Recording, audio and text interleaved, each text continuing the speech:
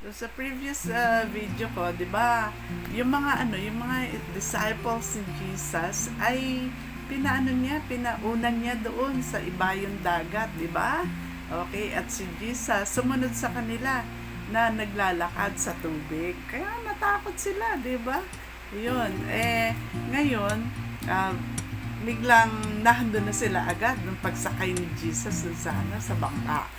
Ngayon, nung kinabukasan na, ito na, umaga na, yung mga naiwan dun sa dalampasigan na yun na kung saan kumain nga sila ng tinapay, di ba? Na nag-multiply ng doble-doble, grabe.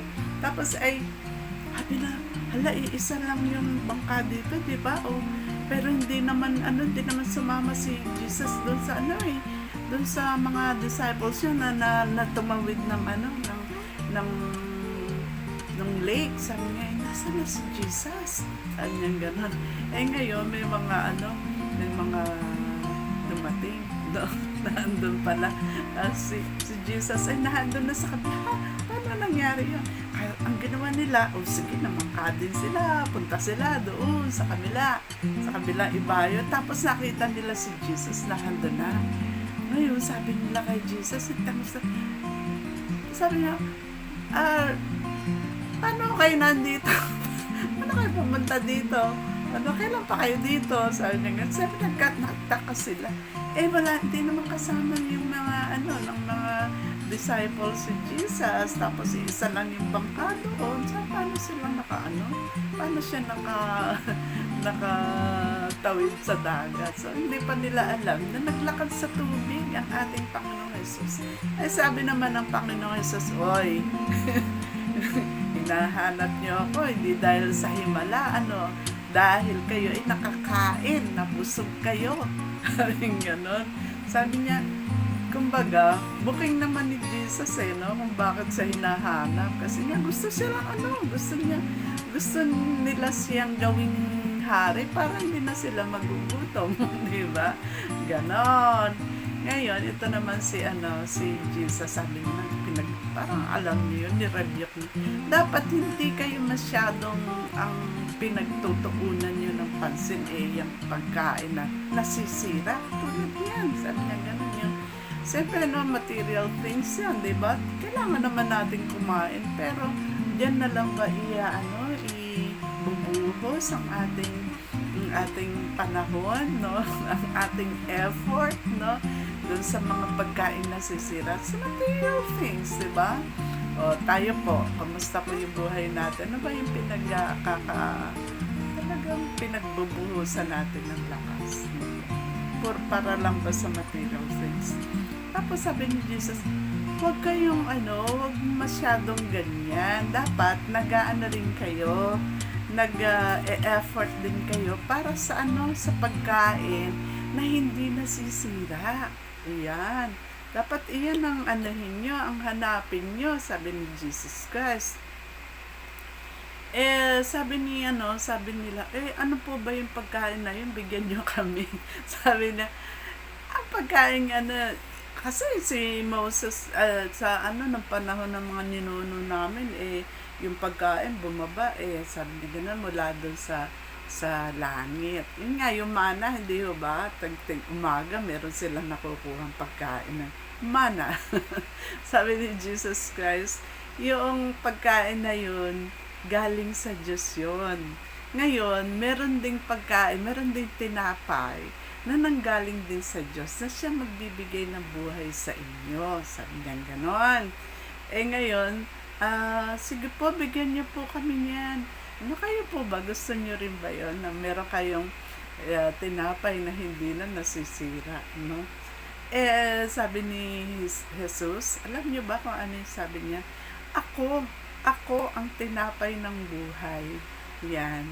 So, alam niyo po, kung tayo po ay talagang naghahanap talaga ng tinapay na hindi nasisira at tinapay na magbibigay sa atin ng buhay na walang hanggan, walang iba po yun, kundi ang ating Panginoong Jesus. No po? Kaya kung wala pa si Jesus sa buhay po natin, talagang wala po tayo wala po tayo buhay na walang hanggan sapagkat siya po yung tinapay ng buhay. Kaya sabi ni Jesus sa mga sa mga tao na gusto siya talagang gawing hari dahil nga nagpakain siya ng libu-libong tao dahil po sa 5 tinapay na at 2 isda. Eh di ngayon ang sabi niya, ako yung tinapay ng buhay, galing sa langit, ako'y galing doon sa langit. Ako yung magbibigay ng buhay na walang hanggan. Paano po yun? Kailangan kainin niyo yung aking laman, sabi niya gano'n, at inumin yung aking dugo. Ha? Paano mangyari yun? Pwede ba yun? Baka mamaya maging cannibal tayo dito. Kaya marami po yung yung hindi na sumunod sa kanya. Sabi siguro, nako, parang may saltik naman to. Sabi siguro, ganon.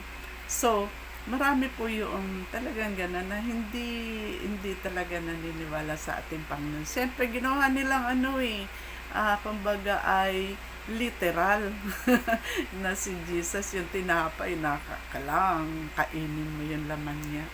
Pero si Jesus Christ po, kapag talagang tiningnan po natin yung ibig niya sabihin na kailangan po siya na tinapay ng buhay na pabusog sa atin, ang kailangan po siyang tanggapin sa atin, no? Sa ating buhay. Kasi po, ang isang tao na wala si Jesus Christ, alam nyo, ay parang isang lang siya, tao na may kulang. Kasi in every man's heart is a God-shaped vacuum that only Jesus Christ can fill. Sino si Jesus Christ? Siya yung tinapay ng buhay na pagka wala siya sa atin, talagang kulang po tayo. Alam nyo, naranasan ko yan Nung ako po ay teenager, may kulang talaga sa puso ko, no? Talagang kahit na yung gawin ko, may kulang. Until such time na meron nagsabi sa akin na si Jesus Christ, ang Diyos na nagkatawang tao na kinakailangang tanggapin sa puso bilang Lord and Savior. Bakit? Sapagkat siya yung nagbayad ng ating kasalanan doon sa krus, sa pamamagitan ng pagkamatay niya. Kaya, kung sino man ang tumanggap sa Kanya bilang Lord and Savior, mapupuno ng kagalakan ng puso. At nangyari po sa akin yun.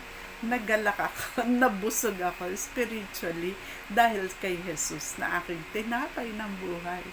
Kaya kayo po, may kulang pa rin, kahit na pa yung ilagay nyo sa yung buhay. Kunwari ay relationship, gusto ko may girlfriend or boyfriend, o kaya kayamanan, o kaya popularity, o kapangyarihan. Wala yun.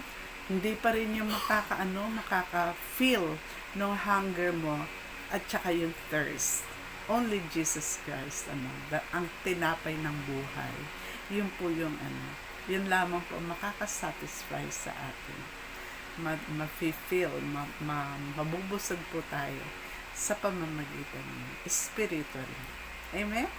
So, yan po yung sinasabi dyan. Basahin niyo yung John 6, nahandyan yung kwento ko mula pa lamang dun sa sa tinapay na pinag-multiply ng Panginoon. Tapos siya ay naging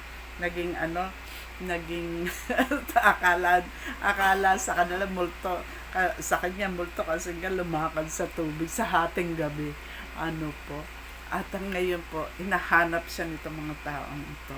Yun pala, gusto nilang gawin siyang hari dahil nga nakapag siya multiply. Pero doon niya sinabi, ako yung tinapay ng buhay, na kapag ako'y kinain mo, magkakaroon ka ng buhay na walang hanggan.